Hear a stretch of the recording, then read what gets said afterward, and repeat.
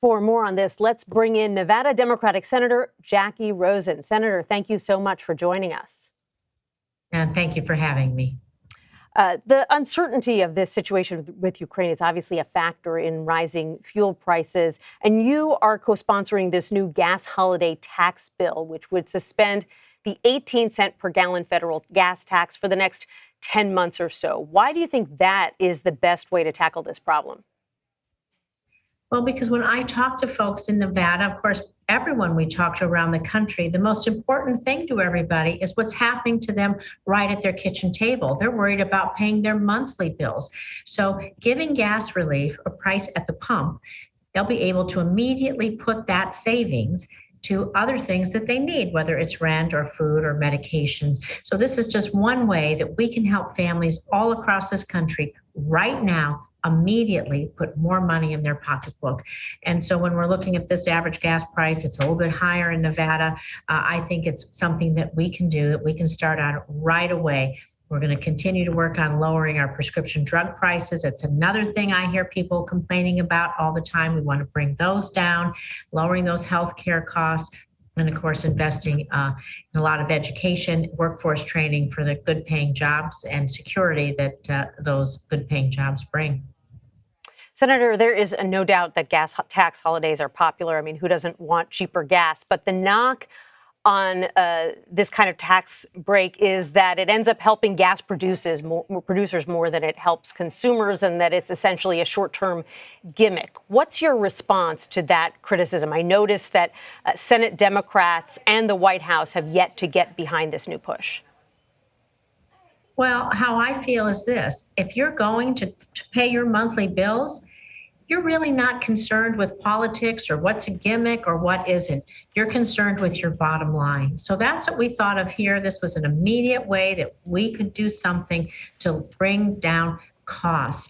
We have to continue to do that.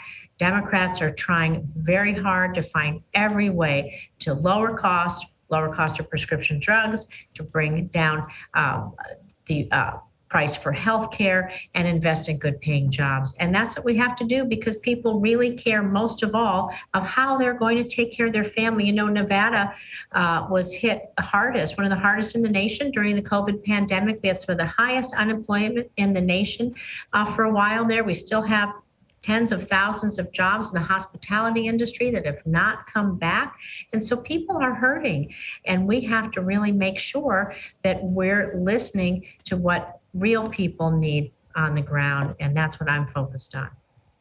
Senator, let me ask you about your other big job right now, which is to run the Democrats' reelection efforts in the Senate. How are you dealing with the fact that midterms are generally seen as a referendum on the new president? And in this case, this president's approval ratings are currently at an all-time low. Well, I can tell you that I am head of the Women's Senate Network. And one thing that is good to know, there's a lot of great women in the Senate and running for the Senate. I'm just going to put a plug in. There are great women all across this country running for everything from their local school board, county commissions, state, county offices, all the way up to the federal level.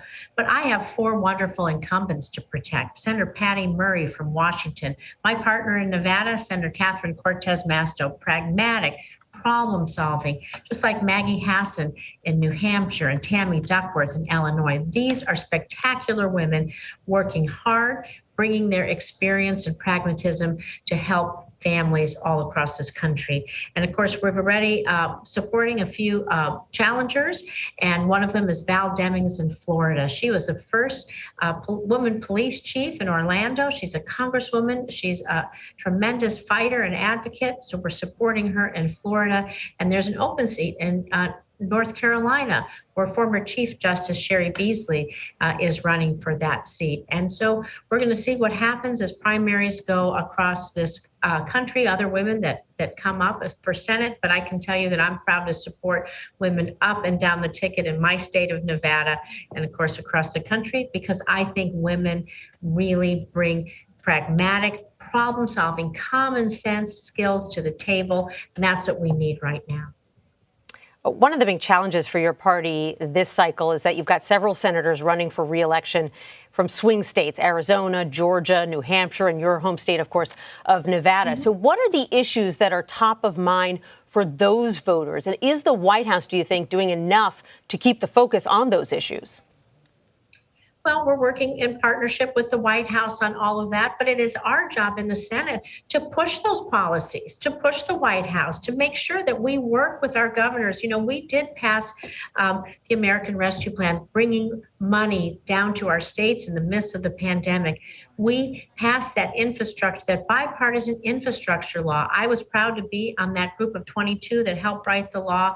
I was on the airport and broadband subcommittees, bringing that money down to all of our states. So it's important that we push and advocate for the policies that are so important. So I can tell you in Nevada, the bipartisan infrastructure law is going to bring about $4 billion over the next 5 years to our state with great projects. So now what we have to do is continue to work on workforce training, rebuilding that so we can continue to build out, particularly that broadband to the rural and underserved communities.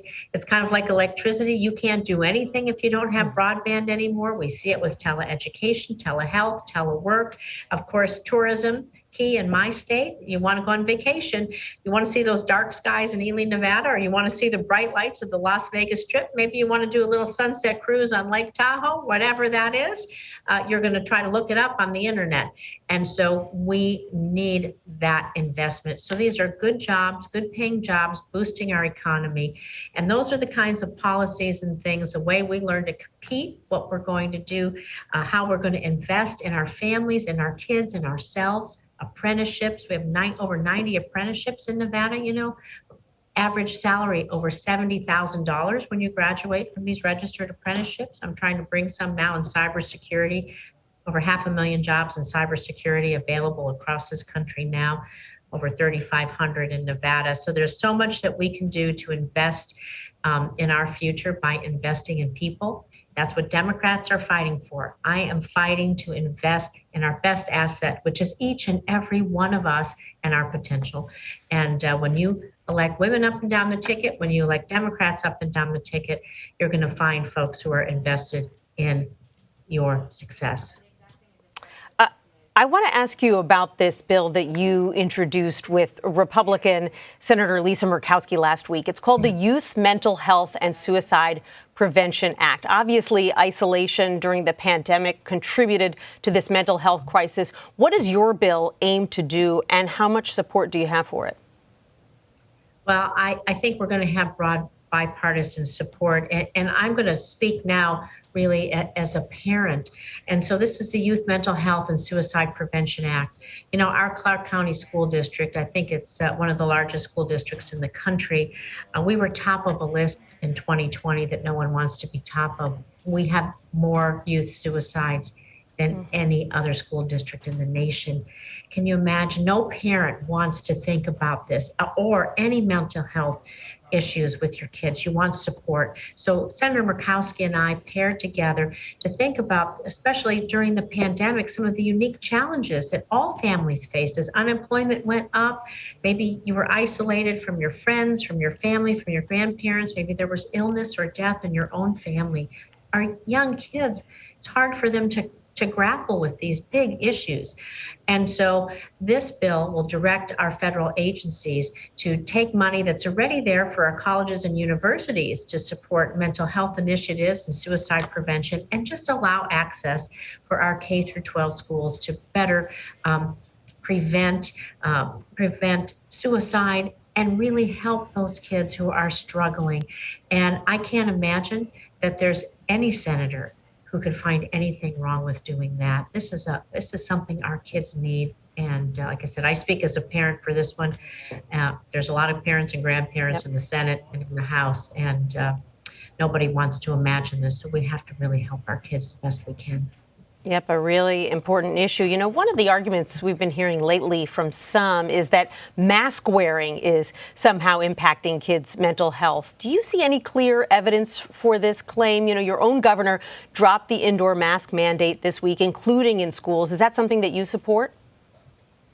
Well, I support and respect our governor's decision. I will tell you, we're watching this pandemic. It's happening in real time. So, of course, in the beginning, we weren't sure much about COVID at all. We were trying to clean everything. We were wearing the masks. Of course, science really saved us. They came out with some really effective vaccines, and we're getting more and more treatments. I urge everyone, get the vaccine. It's safe, it's free, it's effective. It's going to keep you out of the hospital from getting severe illness. And of course, another tool in the toolbox is wearing the mask. COVID-19 needs a human host. We want to find every way to deny it that entry into our body to prevent illness.